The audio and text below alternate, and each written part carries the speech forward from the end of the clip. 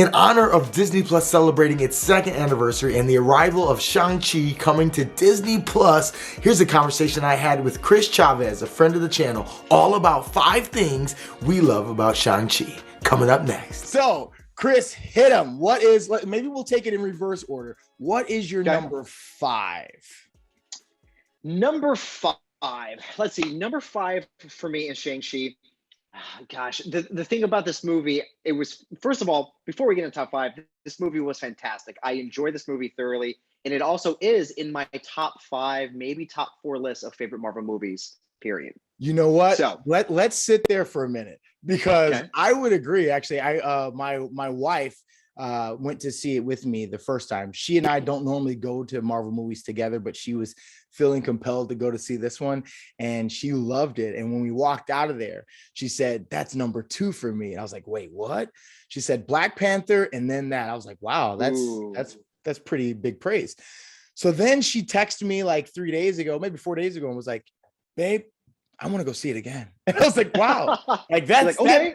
Yeah. So we went to see it again last night, and she walked out of that time. She's like, "I know I should say Black Panther's number." It was so fun. And she's like, "I think that might be my favorite." So it's funny. My wife did the same thing. My wife's favorite is Doctor Strange. Rightfully so. Really fun movie. We went to go see Shang-Chi together, and she did the same thing. We walked out of the theater and she goes, Strange is really good, but I don't know, this movie was just, it did it for me. It had every element that I looked for in this type of movie. Yeah. So it was, same thing. I can relate hands down to that. And interesting enough, Doctor Strange is in my wife's top 5 as well. Not in my top 5, but in hers as well. I was surprised when she said that. I was like, "Oh, I thought that was good, but wow, top 5, okay." So maybe let's do this real quick. What are your top 5s if you have? Do you have those kind of crystallized for you? I do. So number 1 is the first Avengers, and reason being, if you told like the 12-year-old Chris that you would see a lineup of all these characters that you read about, you know what I mean? Just that shot, the circle shot of the team, I would have lost my little 12-year-old mind. So just that alone, seeing them, the first team up is amazing. Mm-hmm. And then 2 is Winter Soldier, because it was just a good story. Yep. And then 3, we got Strange. And then 4, Black Panther. And then 5, Shang-Chi. Wow, there you go.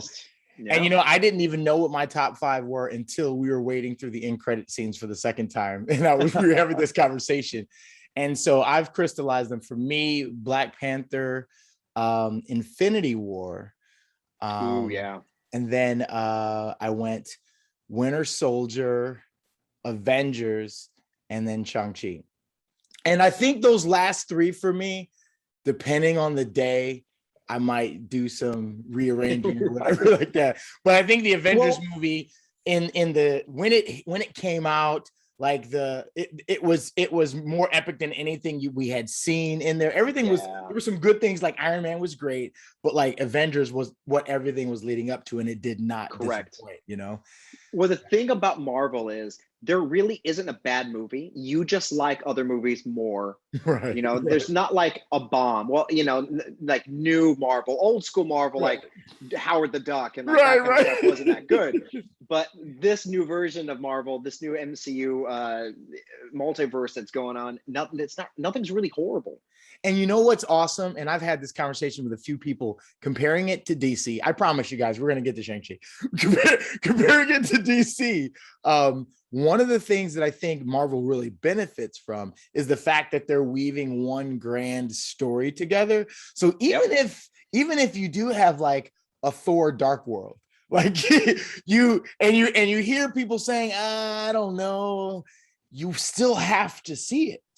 Because you don't want to have a missing piece to this grand puzzle, and like you're bought in to the fact that they're even if one story isn't as great as another, the whole story you have to understand. So you got to see it all. You don't have that in DC. Like if you hear it's a stinker, you're like, "Nope, sorry, next." We could have a whole other discussion of Marvel versus DC. We should. That was so easy. Okay, but all right, here we go. The question you had. So number 5, honestly, to start it off for me was dragons, because did you read Shang-Chi at all, any of the comics? I didn't. Actually, I had never even heard of his character until until we actually. So I collected the Marvel comics. I didn't do a ton of reading of comics. As soon as I found out they actually could have some value when I saved them, I stopped reading them. So. I know very little about him, but the thing that I remember is Fing Fang Foom was one of the main dragon that was in the story. Okay. And the fact that we got to see, I don't know if they didn't really say that was him at the end, but spoiler alert, now everyone's seen it by now. Yeah, we should say spoiler alert for sure. Like we're gonna spoil everything. So but seeing him at the end, if that was Fing Fang Foom, I don't think it was, but just to see him, and yet again, it's the same thing of reading these things and seeing it come to life, and you're just like, oh my God, it's this dragon. So number 5 for me was a dragon. Okay, nice, excellent. I was a fan of the dragons. So I'm assuming you're talking the I call it the never-ending story dragon. Yes, Falcor. Yeah, there you go, Falcor. That's right. That was the first thing that popped into my head when I saw him. I was like, hey, a little less. There you creepy. go. And that bridges the movies together. There you go. Yeah, Falcor. What is Falcor? Yeah. Cool. What do you got number 4? So number 4 is going to be, and there's a reason why this is a little bit lower because you'll know what's higher on my list, but I love the cast. The casting was just, I mean, it's perfect. I mean, they cast everyone great. And I think the one thing that Marvel does insanely well is they get relatively unknown. Right. Because some of them you've seen, like we all know Awkwafina. Right. But some of the other actors you kind of knew. It's like, hey, I remember that guy from that show. Don't know what his name is. Yeah, he was in that show. Exactly. But now Simlu, we know him and we know what to expect from this man. And so that's the casting. I mean, that should be higher on my list, but I mean, it's definitely on there because that's the heart and soul of the movie. If you don't cast it right, it's not going to work. Yeah. DC.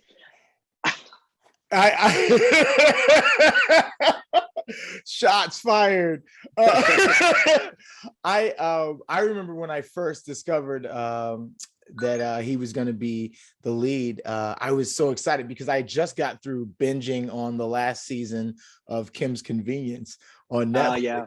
And I was like, hey, I can't even remember his name on the show, but like, what's the brother? Like, what's and then I actually was excited and started following. I cannot remember any of the actors or their characters' names, but the guy who played like the father on that show, Oprah, where he was like, he was a Jedi, like a Starfleet, a starfighter pilot on Mandalorian. He showed up in a random episode or two of Mandalorian, like flying. You're right. Yeah, and I was like, hey, it's Oprah. Like, that's crazy.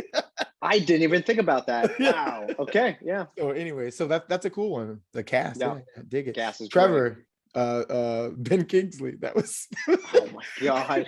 So did you see the short before it? The one shot. King. Yeah. It was good. And I think it's so funny because they got so much flack from Iron Man 2. And I mean, rightfully so. We expected the Mandarin. Yeah. And I thought that was really funny and clever that they're like, all right, we're just going to own up to our mistakes. Put him in the movie. Let him be one of the big reasons why they get to the end of the movie. Yeah. I thought it was brilliant. And honestly, that was my next on the list. Oh, I'm sorry. Then never mind. Beautiful segue. So yes, The Return of Trevor was next on my list. Because of that reason, it's like Marvel knows that there's going to be good things that happen in their storytelling, and there's going to be things that are not going to sit well with their audience. Trevor was one of those things that didn't really sit well, right. And they owned up to it, and they made it work. And the fact that they gave him a pet, if you will, his best friend, that weird dog with no face. I mean, yeah. Was it two butts? Like, what was going on? It was like I didn't know which side was, other than the wings pointing in a direction. It's like exactly. It's like, am I petting your head or? I don't know. But yeah, that was great for me. It was seeing Trevor again. Excellent. Well then, hey, let's head on over to number 2. What's your number 2 thing of Shang-Chi? So number 2 was I loved how they utilized the rings, because in the comics it was actual rings. And also they wore them all? Yeah, their Mandarin actually had their magical rings. And I read this post that the reason why they changed it is because they didn't want it to represent what the Infinity Saga was like, the stones, and made sense. And so there was this really old, and I can't remember the name of it, this really old like Shaolin kung fu movie where this guy fought with these really big rings and he kind of used them, and Marvel was like, yes. And so they kind of utilize it, which is great. And I don't think I would want to see Shang-Chi without seeing the bracelets now, because it's a cool idea. Super dope, man. Actually, so one of the things that I said related to that, I'll just interject here real quick. There was a moment. So I was anticipating or like looking at like the most exciting moments, and one of those was when you first see Shang-Chi like commandeer the rings. Yeah. And it was like, oh snap, here we go. This is looking a little bit more and more like his mama. Oh man, I mean, the movie was just beautifully filmed. I mean, we'll interject that in there with like between 2 and 1. It was pretty the way that they shot it. It was visually stunning. Absolutely. But with number one, you can. I wonder if you'll be able to guess what number 1 is. Now, this movie is the first Marvel movie that actually had intense fight sequences that's like a Jackie Chan movie. Yes. That's the thing that was missing, I think, in certain Marvel movies, is they had good action, but there was that, I don't know, that like really great Matrix Jackie Chan choreography that what Iron Fist should have been. Right. Shang-Chi is. Yes. They totally redeemed the whole kung fu genre here. Oh, yes. So number 1 is the fighting, the action sequences, specifically when you first see it on the bus. Yes. You're like, all right, we're in for, pun intended, we're in for a ride. There you go. I was like, let's go.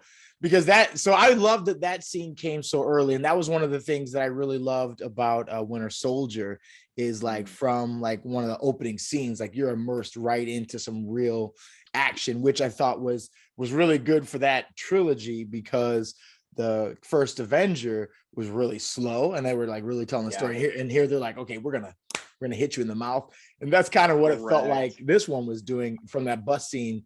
And I loved it was so Jackie Chan kung fu, it wasn't the jacket. Like, oh my, exactly. The jacket was so like, oh, that is classic Jackie Chan right there. It was almost like you feel like you need to see Jackie at some point, but I'm like, he's probably old. I don't know what he's doing. Because I mean, you said it right. The only movie that I can think of that had choreography that was pretty close was Winter Soldier. When you specifically see Captain America fight Bucky for the first time, right? And he flips the knife and he stabs the van, and that whole sequence is great. But like now they set the bar for fighting sequences in the MCU. Yeah. So in the sequel, I mean, what are they going to do? They got to go up higher now.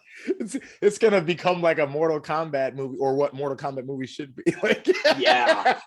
Specifically the scaffolding fighting. Sequence, that was just like, that was perfect. So that scene actually had another one of my, so as I was looking at like my favorite moments, I had the bus scene. I had the moment when the rings were commandeered for the first time, the moment when he's doing, it's almost like he's making a recipe with the rings in the thing's belly, and then he just and then it like goes into shreds. But then there was also that fight scene on the scaffold, the moment when Katie's falling and he like does this and then like grabs her like, oh yeah. And I knew, and I called it when I was sitting there with my wife when she was falling out of his hands again. I'm like, no, you watch, the sister's gonna grab her. Like the sister's gonna, and sure enough, I'm like, there we go, let's go, get the family back together, let's do this. So speaking of family back together, though, let's talk about the end credit scenes there for a minute. So, where do you think they're going with? Is her name? Is it Xiaoling? I don't know how to pronounce her name. Do you know? I think so. I think. Okay. I think. Yeah. Okay. XIA Ling. So the sister, the fact that they're like, oh, she's going to dismantle, everything, and she's actually going to take over. Do you have any guesses or predictions? I know I didn't prepare you for this. Do you have any guesses about what you think they're doing with that? With her, I don't know. I mean, I knew from the beginning she would turn bad because of everything that happened with Shang-Chi leaving her and her father being, this evil tyrant. So, I mean, it was inevitable that she was going to be evil. But the fact she took over and redecorated. Right. Rings, she redecorated quickly, right? I think that, okay, so did you watch Falcon and the Winter Soldier? Oh, yeah. So, at the end, Madam Hydra, who's getting all of the villains? Yes. Because I think she'll be a part somewhere. She's going to meet her because she's trying to get all these villains. Pretty much the Dark Avengers is what she's gathering. And so it's a perfect opportunity to have someone who has an army, a literal army. Right. So I think she'll fit into the picture somewhere. I don't know where or how they meet, but I think Madam Hydra will meet her and they'll have a little chat. That's actually a real interesting thought, because I'm looking at her character and I'm like, so first, my first thought when I was seeing the fact that Razor Fist was like kind of following her there, I was like, oh, she took over. And then I was like, then my first thought was, so why do they follow her? Because my first thought was like, well, I get why they followed Dad. Like, he had the ring, right? Like he could destroy you, and he, can live forever. Or he's like the most powerful guy. But it's like, so she's just a really hardcore, fighter. Like, what? So I was wondering what is the pull? Is it like, the family legacy or what? There, I have no idea. Yeah. Maybe the legacy. Yeah, I don't know. Maybe she has a hidden 11th ring. I don't know. Maybe it even is just like her notoriety that she gained in her own underground realm as she was leading that whatever that place was. I don't know. Yeah. That fight club of mutants. Yeah. Yeah. Like Abomination was one of the fight in the fight club. That was super cool to see. Also, I don't know if you caught, when you saw that scene for the first time and they showed the fighters in all those little rooms? Yeah. There was a Black Widow in there. Somebody mentioned that to me and I hadn't noticed it. Actually, it was my wife that mentioned it. Somebody told her something. Yeah. She goes, yeah, that's one of the widows. I was like, yeah, she was fighting one of the fake Mandarins hench guys from Iron Man 2.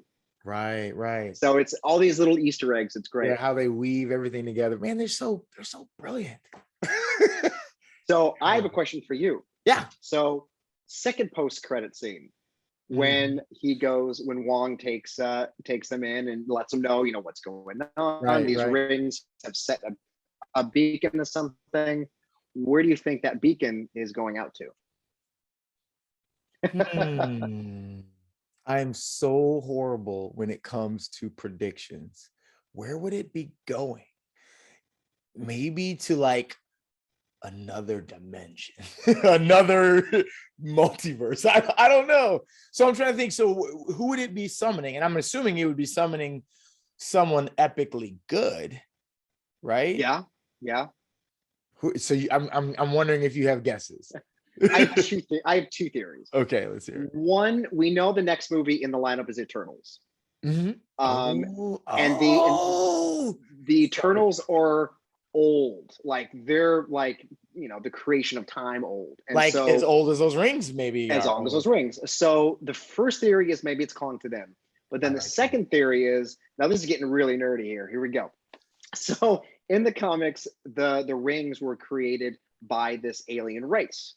Okay. And so that's how the Mandarin got them. He found the alien race and he pretty much, I think he killed them and got them, something like that. Mm-hmm. But maybe that beacon is shooting out to that alien race saying, hey, I belong to you, come and find me. Right. So it's like a lost and found beacon. yeah. So those are my two theories. I love the Eternals one. Like that's a really intriguing one. Because when I watched the trailer again for Eternals, I think it was at the beginning of the movie.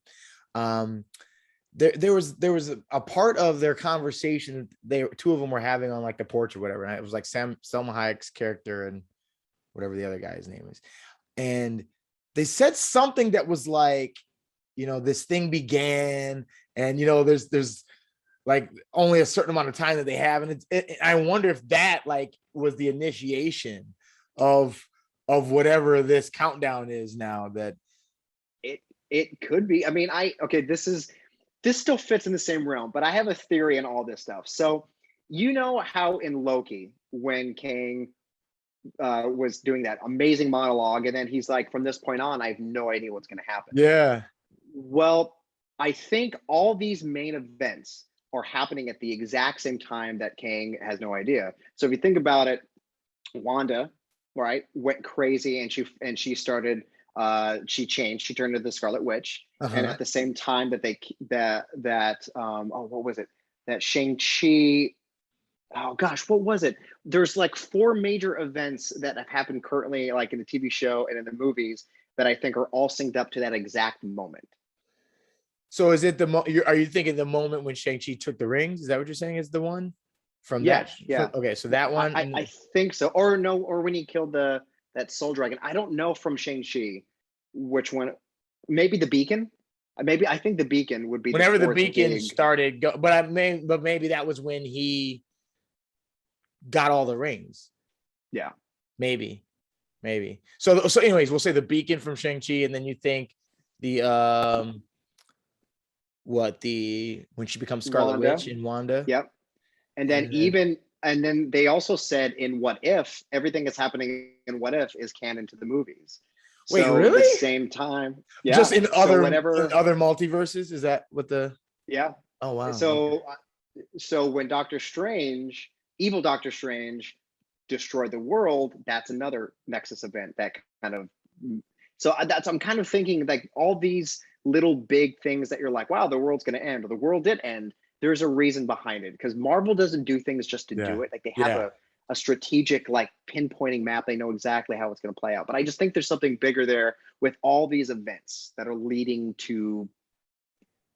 Man, if that plays out to be like the truth of this, I'm going to be like, you guys are amazing. I mean, I'm already like that, like I'm just so in awe of like and here's for me, I am very good at writing the cliche story. Like when I'm watching movies, it's like, oh yeah, it's like, yeah, here's what's gonna happen, I see that coming, like I can predict that stuff. So I absolutely love it when I had no idea, you know what I mean, when I'm just like, I'm clueless, and they just surprise. That shock and awe for me is just, and that's why I struggle often to watch movies multiple times, because like I've already had those moments, so like I know what's going to happen, unless it's something that's just amazing and it's a thrill ride like this movie was. Right. So I mean, Shang-Chi, and I mean, if anyone hasn't seen it, go watch it. Yeah, absolutely. And I mean, and back in a theater experience to see something like this. I mean, I don't think I would want to watch Shang-Chi on Disney Plus. I'd have to see it on a big screen. Yeah, for sure. It's one that you definitely want to see there. Now, I'll probably still watch it on Disney Plus. Oh yeah. But not as like the only, experience. Yeah, like your first viewing, definitely on the big screen. Yeah. Definitely. Well, Chris, thank you so much for coming on the channel here. Where can people find you at? I know you have your own channel with is it Nerd News or? Yeah, so it's, if you search on YouTube, Chris Chavez Nerd News. I cover a lot of things like this, and I do a lot of fan casting.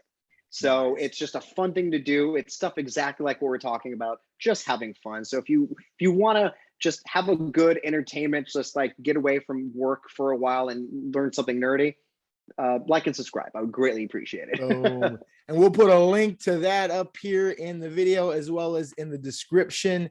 Thank you so much for coming on here, Chris. I had a blast talking with you. And you guys, I hope you guys enjoyed. So if you did, make sure you go ahead and like the video, subscribe so you get more fun content just like this coming up.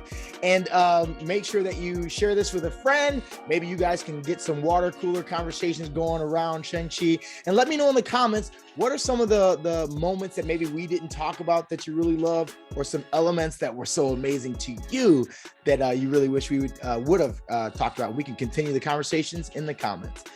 But thank you guys for watching, and we'll see you back here next time. See you guys.